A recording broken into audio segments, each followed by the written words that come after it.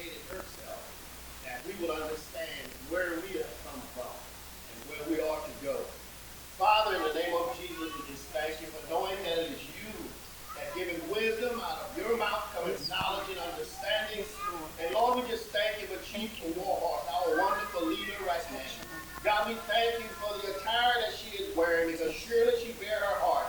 And God, even as the assembly of God is recognizing, seeing of what she has on, that she is pouring out herself, and even God desire to know what our true bloodline really is. For it represents, oh Heavenly Father, life. And we thank you right now for all the wisdom that you have given her. Thank you for the hearts of all of those that are concerned here in this St. Tammany Parish and other places, that their lives will be touched because of our relationship. Yes, and Lord, we thank you for them giving us that open door, and knowing that you are the one that gives wisdom. Out of your mouth coming knowledge and understanding. And we give you all the glory. Yes. We give you all the praise in Jesus' wonderful name. Amen and amen. Let's everybody give a hand clap.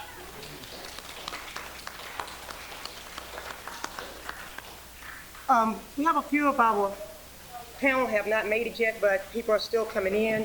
I do know they are en route here, some of them, because they gave me a call. I would like for us to introduce ourselves as we move around the panel, so you can get to know each and every one of our names. We'll start from my right. I'm Tom Akeland, along with Peter Kuzan, the coordinators of the Lacombe Heritage Center and chief for Choctaw Heritage, Indian Enterprises, and Folklife. I'm Fred Curo. I'm the local Choctaw, Louisiana. I'm a teacher here at St. Tammany Parish and have been for almost 30 years. I know a little bit about the culture, a little bit about the background, and a little bit about being Choctaw. Oh, y'all know TJ, you know me, I'm Chief Warhorse, better known as Elwin Gillum. I'm Ray Brunster. I work as a folklorist for the Louisiana Regional Folklife Program. We have such a program in the state of Louisiana. And my office is within the College of Urban and Public Affairs at the University of New Orleans. I have an office there in the French Quarter. And we'd like to invite you all to visit us from time to time if you get a chance when you're visiting in that area. At any rate, I'm honored to be here, and I'm ready to learn about the identity of Native Americans on the North Shore. We have our some of our guests that will be coming up in this point, and I'm going to move on to give you a short, brief history. And I know you all know it, but I'm doing it for the ones here who are with us who don't understand nor know who you are. Some of the faces out there are very, very familiar, and I see a few faces I don't know, so this is the reason and purpose for doing this. 1998, we decided through the family to reorganize ourselves. When I mean in reorganize ourselves, our people were organized through associations or through places called like Keys of Charity and different groups for community up until the early 70s. So as Native Americans, we didn't just stop being organized 100 years ago. We have all, and ones I'm looking out there, y'all know we have been a family either through the church unity or somewhere. We have always been a church-based tribal set of people. And what I'm meaning by that, we worship in the same churches, no matter if it's 6 or 7 churches. All of us are family wherever we are at. We have turned to the church over the years, the building, as one of our main family gathering places. So we have been a family. So this tribe was not started by running out there looking for some strangers. These are everyday people we grew up with, sisters and brothers. And what I mean by sisters and brothers, I have cousins who I call uncle. Y'all know what I'm talking about. We so close kin in here till we cannot put really a limit on the bloodline. So I'm gonna show you my clothes, and they're kind of like those who don't know will know, and we're doing this for our guests. I wear 5 strings of colors on my neck. 5 strings of color represent the 5 groups that didn't leave here nor were killed in the early 1900s, or let's say the end of the 1800s to the early 1900s. If someone you see in our family wearing the yellow, you will know that person is of a young blood connection. You see someone wearing a beige, you would know they are of the Tillerson connection. You see someone wearing red, you will know they are of the Parker connection. You see someone wearing blue, you know they are of the Ducree connection. You see someone wearing green, you know they are of the Green connection. Any questions? Next, the reason I'm wearing these colors is because our family is so large. Some of us are just learning how many times we are kin to one another, or exactly what way the kin came. We knew we was kin, but to sit down and actually say, put a second cousin, third cousin to a lot of other people, this is the first of our doing.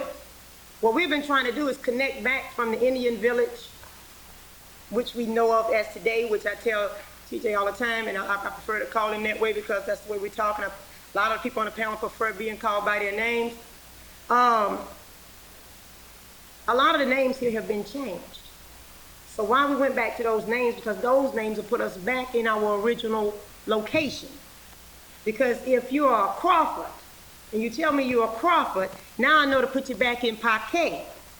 Y'all understanding what I'm saying? Then if you tell me you come from the Ducree, I know you're in Bayou Bayou Lacombe. Y'all with me? If you tell me you're a Green, I know your roots link all the way back to Georgia, to Chief Redwood, who was the father of the chief who came here. So, you know, these ribbons mean more than just some colors to us. It means a connection from our past to the present.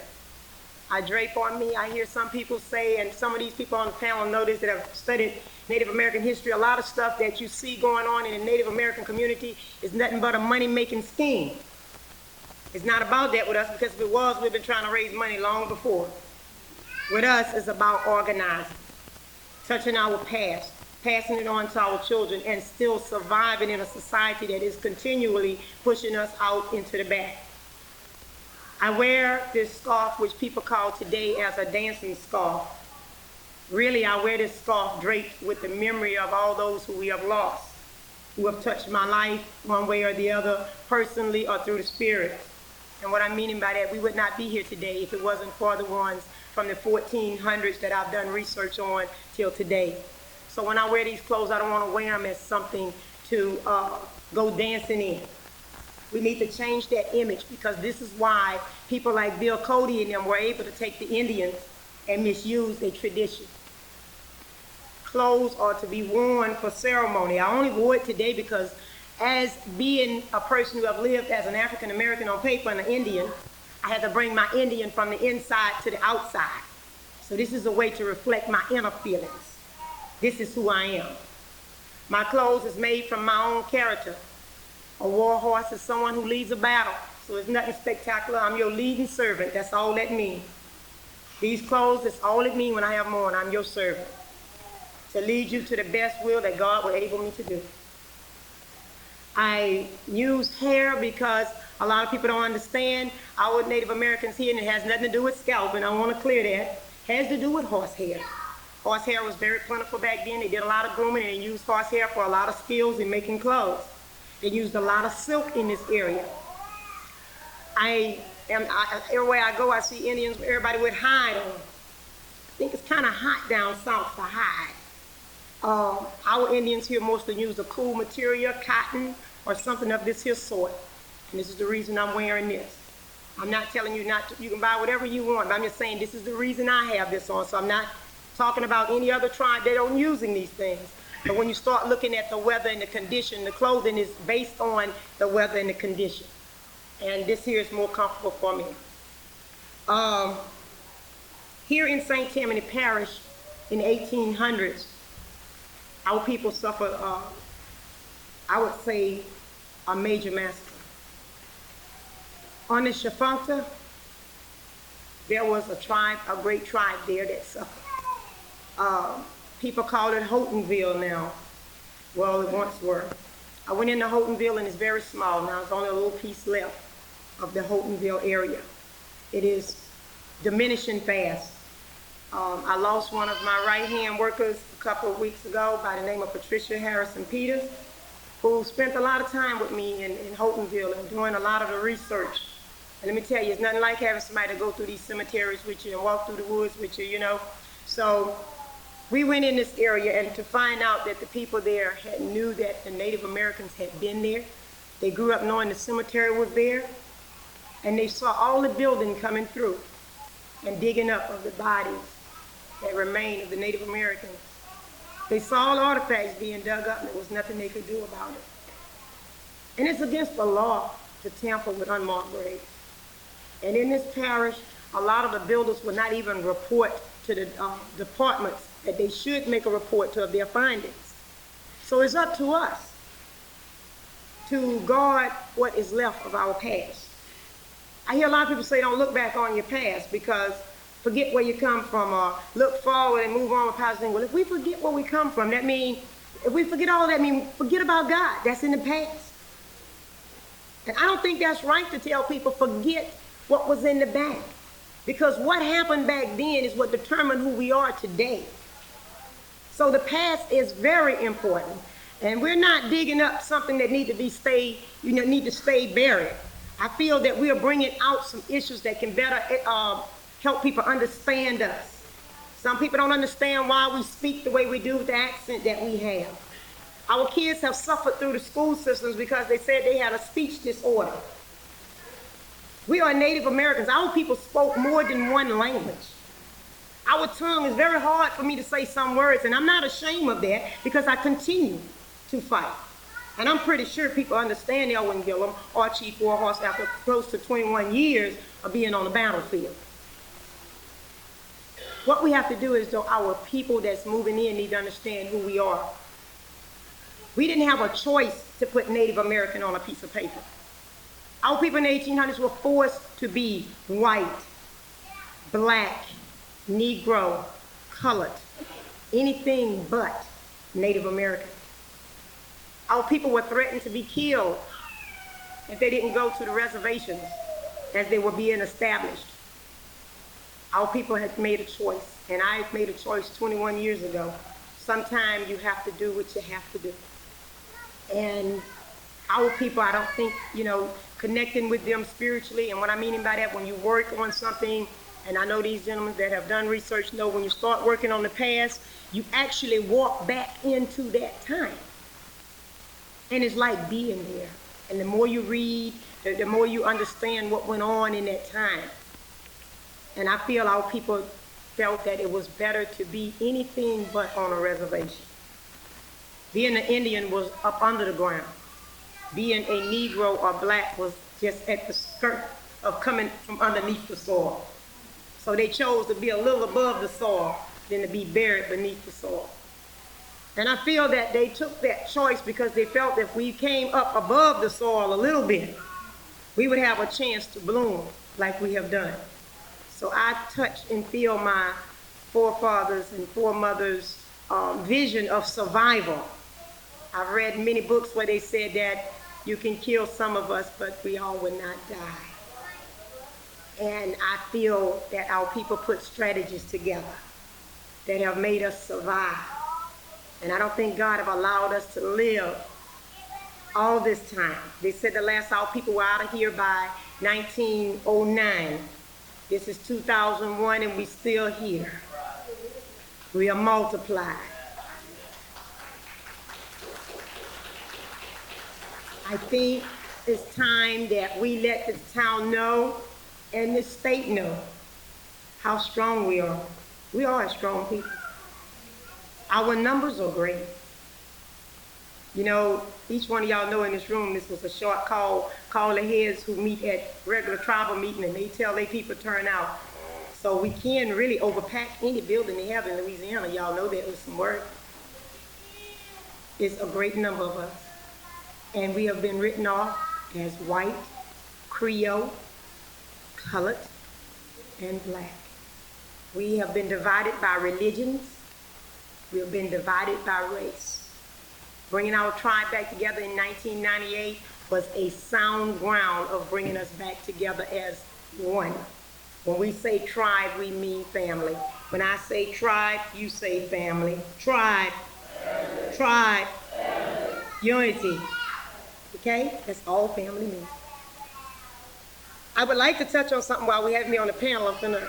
TJ, in our research, Pat and I, discovered TJ was, which he already knew, a Native American. Coming out of the Indian village, as they call it now. I married my husband out of Alton, as it is today, finding out he came out of the village of a place called Amos. When you go back to each of the villages, you'll find out who belonged where. And none of us have moved too far from where we started. I live in Bonfaka, and I see a lot of Bayou Lacombes in here. Bonfaka ranged at one time from the railroad track of Slidell back to Hygie. Am I saying that right, Uncle Earl? Bonfaka bumped Lacombe on one side and Amos on the other. Slidell was not founded until 1888, and these towns I'm talking about was here before there was a Slidell.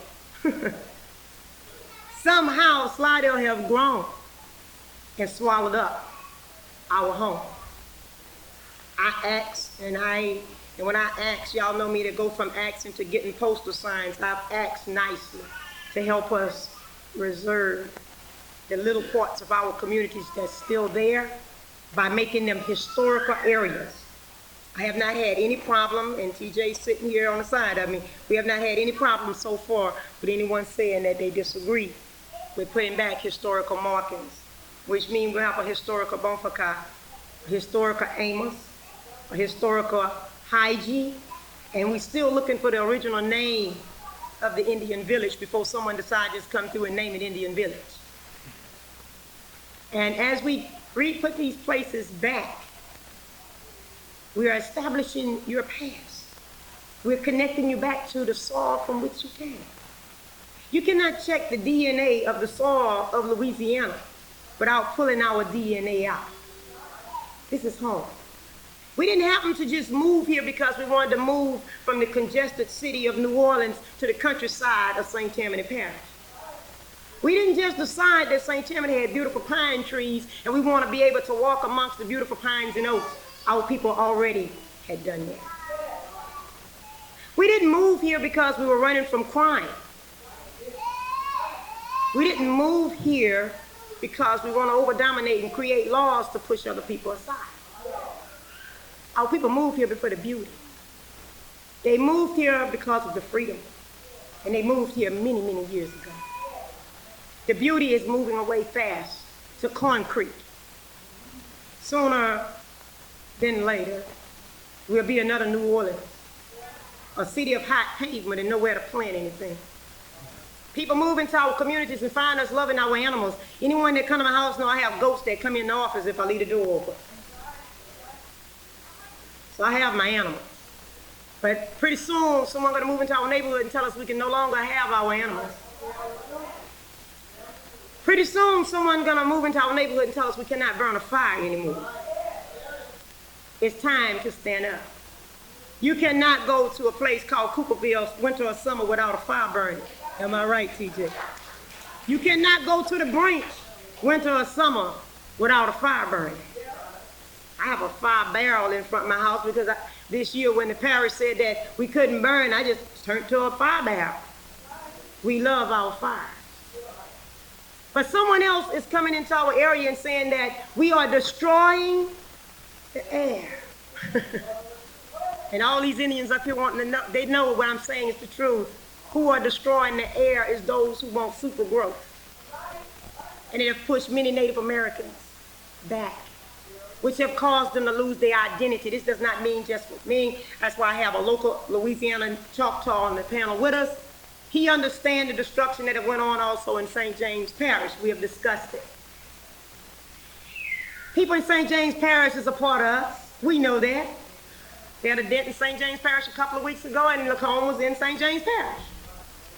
That's our people. We have the same grandparents.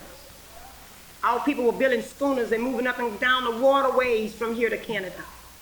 We were not ignorant people. We had brick yards that now someone else said they created. The bricks our people made built the beginning of New Orleans. The waterways that our people died where they lived at and were killed were the waterways used to win the Battle of New Orleans. But you don't hear about this in your local school system. You don't read in your local history books in the school that the only battle between the British, the Spanish, and the French took place in Bayou Lacombe. Who died there? They had a ceremony held in Slidell for Fort Pike for the Native Americans. People who are 700 to 1/8 Indian came to the celebration, and we who lost family members out there and know them by name were not even invited because they say we were dead. We had an uncle that's buried out at Fort Pike. He didn't just happen to get there. He was fighting for someone. I mention over and over, I be offended when I see flags like rebel flags fly. Because I remember the horror stories that I would hear from my people about the Jayhawkers. And how the Jayhawkers would come through and burn them out. And if they would rise up in their little villages and try to fight back, they would murder them one by one. Our people didn't just go into hiding. They was forced to step back.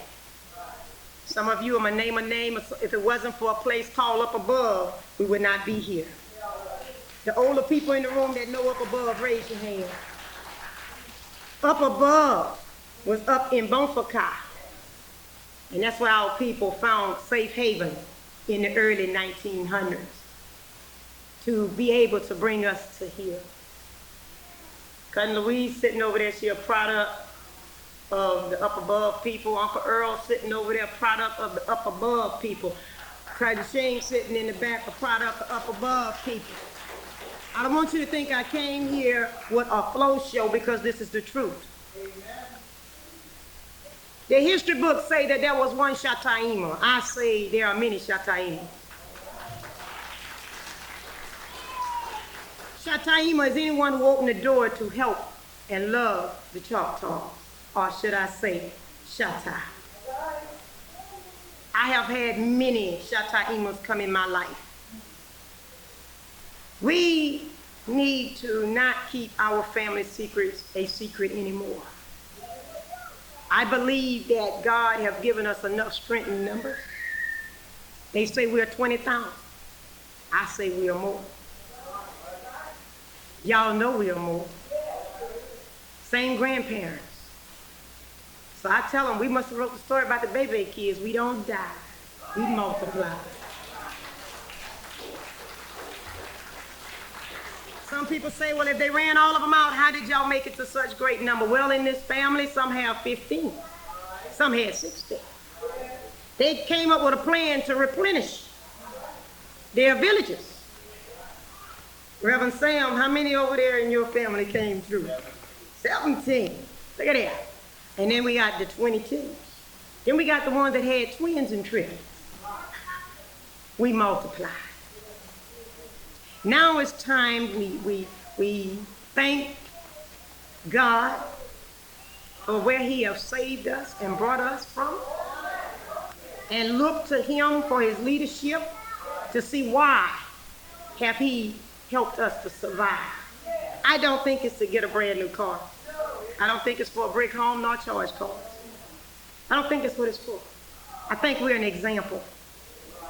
We have relatives that is white, and then we can go black as tar, but we all family. We come in this family from many religions. We should not have any more division in this family based on a religious background. I don't care if you're Catholic, Baptist, Methodist, Muslim. All of them have crooks in them and good people. Okay? So why should you make yourself better? Well, I see one of our guests. I was waiting for her to arrive. I knew she was en route. Why should we Should we be ashamed? Why should our children continue to fail? I would like Peter Cruzan to come to the panel, please.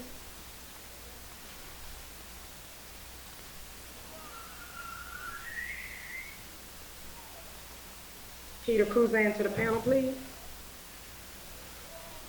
Read it to the panel, please. Up front. The thing is, what we need to do is stand with some pride, stand in unity. Stop using word Creole. I want you to look for Creole. Someone said, you all are Creoles, you are better. I say we've been fooled. No one in my family is superior to the other. The pins that some of our people wearing, why I'm gonna show you this. I wear a ribbon. Someone in here with your ribbon on, show it to me. I can look out there and I see a Tillerson. Oh my God, I look out there, I see one with every color that I have. When I see your ribbons, how can I steal from you? We cut from the same ribbon. Okay? We are connected. We have to connect our blood where the public could see. And we're doing it in the form of colors. What we need to stop doing is allowing people to tell us, because you high yellow, you're gonna make it farther. Because you're black, you gotta get back. Or like a friend of mine by the name of Dr. Joseph Lowry, he said, if you're yellow, you're mellow. If you're brown, you can stick around, and if you're black, you just gotta get back. We don't have to live like that. God has given us an example of that. We don't have to just meet for funerals and weddings. We can go back to being what our people was.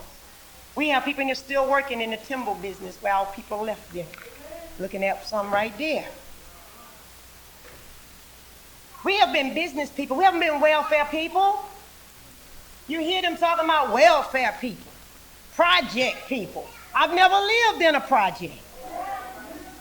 And someone created a project like they created the reservation. And if my people rejected the reservation, I have a right to reject being in a project. I don't like the word project. Project means experiment. Don't experiment on me. And this is what we don't understand. People play games with our minds. And we have fell victim for it. You have those even in your ministry, in your churches, that fail to go back and say, go home and read a book. It's good to read the Bible, but you better.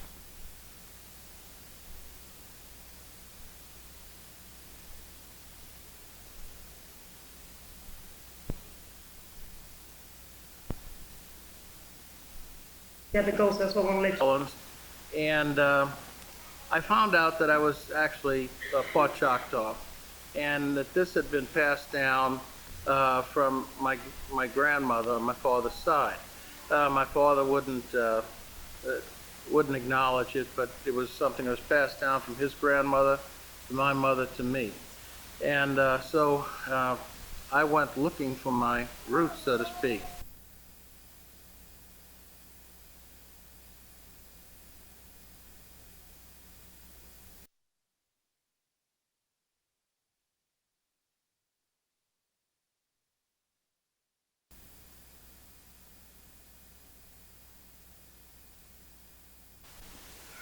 I knew that there was a tremendous Indian culture here, as there was all around the New Orleans and St. Tammany Parish area, Washington Parish, and I mean, these people have been here for thousands of years.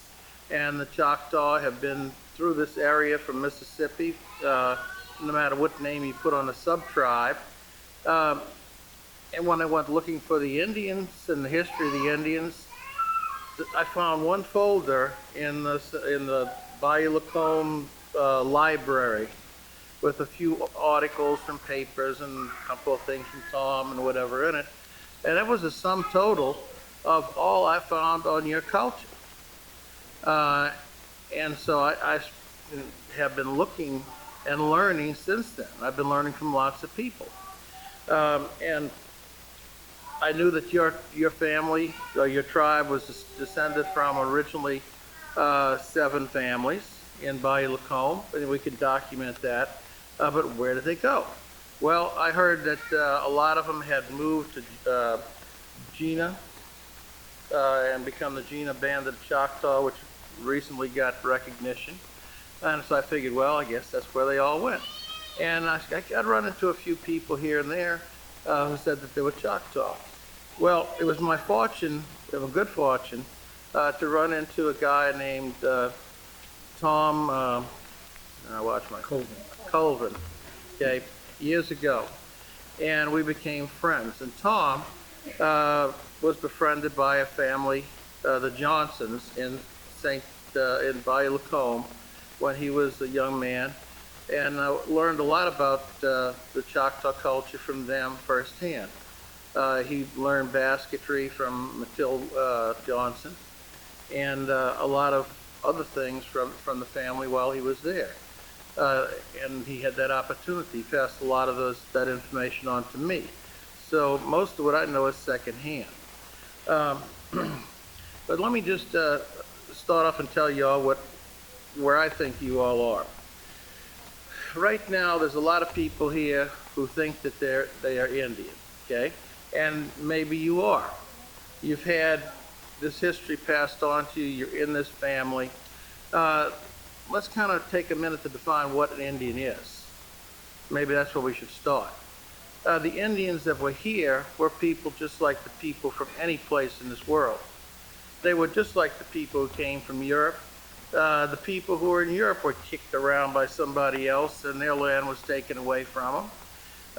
And that's why they came here. And a lot of them kicked other people around and took their land away from them. Okay, it's a continual cycle.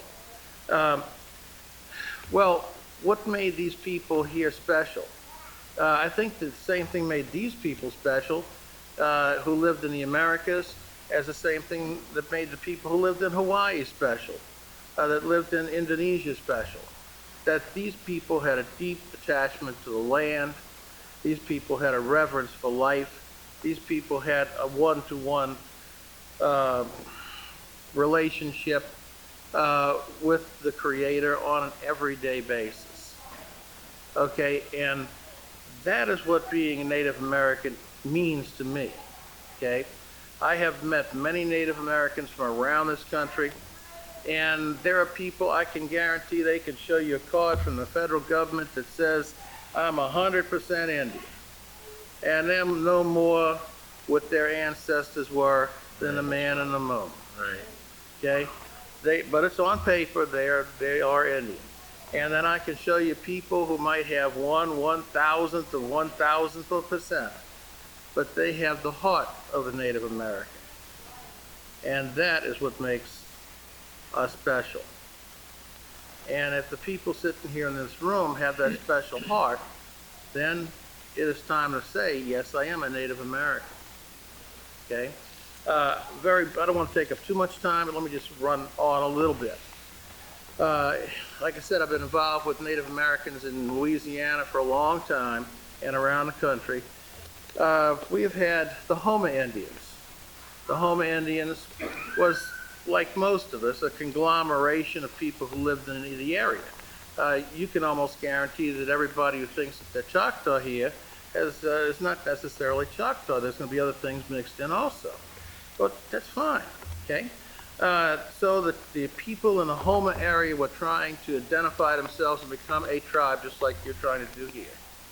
And they were having a tough time. Nobody wanted to admit that they were Indian because they'd lose their job or this or that, or it was worse than being in this school, and you couldn't go to this school if you were Indian. Okay, until, boy, what happened? What's all this oil money rolling in from this land? And then suddenly 17,000 people jumped out the woodwork. I'm a Houma, okay? What was in their heart? Money. Exactly, okay? And if I could, and they, they are, I guess, still trying to get tribal recognition today, fighting with the federal government. You could spend hours talking about that. But in my opinion, where you all should start is to identify yourself as a group and say, okay, these are the people who say that they belong to our tribe, and let's try and document that. Another thing you should do after that is a group that's just scattered all over is going to be very disorganized. Somehow you all have to have a center that you can bring yourself to. And I'm all for storing documents at UNO, but if you ever get a permanent center, I'm also for having those same things at your center, okay? And also, there has to be times where you all come together like your ancestors did, twice a year, or whatever it happens to be. Twice a month. Right, for gatherings where you can interact and come to know each other. Even people who don't know each other now will get to know each other. To me, that is one thing that you all should be doing now. Now, whether you all want to try to get federal recognition or will be able to, I don't know. I guess that would be a wonderful thing if that's what you'd like to do in the future. But one thing you can do is you can organize yourselves now and try and learn and teach each other what we've all forgotten. And I think that would be a great thing. So other than that, that's about all. Oh, one last word. In my dealings with Native Americanism in the past years, there's been a growing trend across the country to Pan-Americanism, American Indianism, okay? And what that means is that to sort of make this one culture that is homogeneous across the whole country, to where they all do the same dances, they all sing the same songs, they all talk the same way, and I frankly think that would be a detriment to a group like this, because you all want to maintain your culture. It's not what this lady's wearing here, okay? These clothes are symbolic. It's what's on the inside. And if you don't maintain your original traditions, then I don't see why you really want to form a group. You might as well just go join somebody else's. Thank you.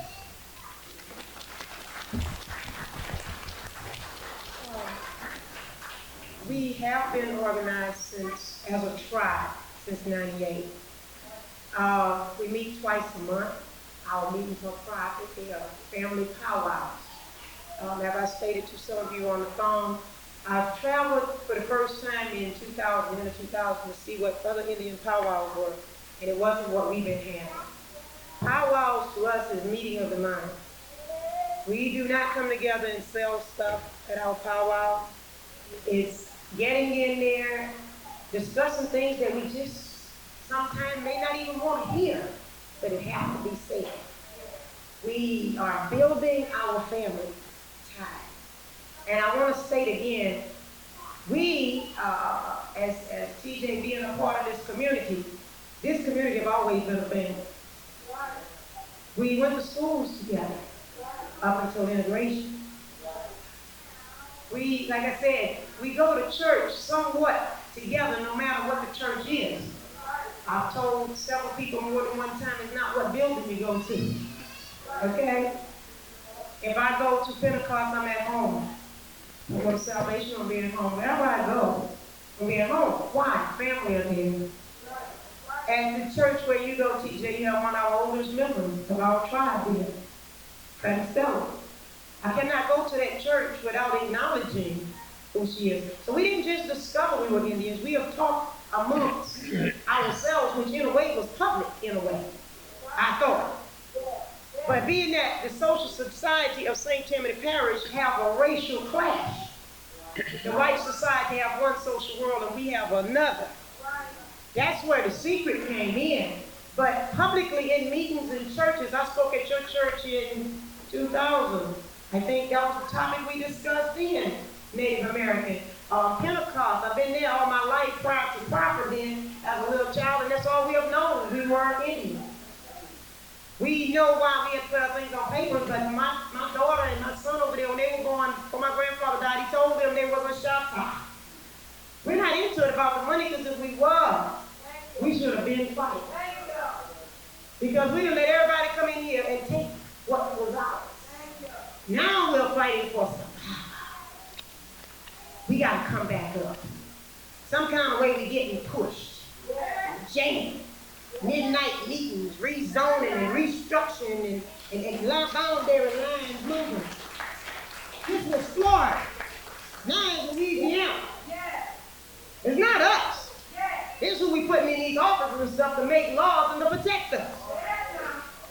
And our problem is we don't go to enough meetings and cut up enough. And no, I'm not guilty of that as an individual. As a we, I'm talking about we as a tribe. But Ellen as an individual cuts up around this country. We have not denied who we were. But we have watched people come through Lacombe. Somebody, I don't want to call her name, y'all know the lady because it's being taped and I don't want to be sued because we don't have nothing already and took everything already. But I'm going to say it like y'all know we know how to talk. They got a person ride through Lacombe with a cowhide on. Her jury sits in the museum. She's a Choctaw. I go to the museum. I was returned, it came back to me and I was just a woman. I walked in and told people I was a chief. I have several members that went there and they say, do you know a chief Warhorse? Well, if I got a tribe and they put me in leadership, I mean I'm a chief. Chief only means serve your people. But other people have made money off of us. They come to Lacombe talking about filet gumbo, Creole this. There's no Creoles in Lacombe. How you gonna be a Creole in Lacombe when every last one of us except a newcomer are blood kin, and there's very few of those. When I say we are blood, we are blood. If I stand up in here and I start asking for people to stand up by their grandparents, some of y'all will never see it. Because we got the same grandparents over and over on every side. I'm not trying to make believe who we are.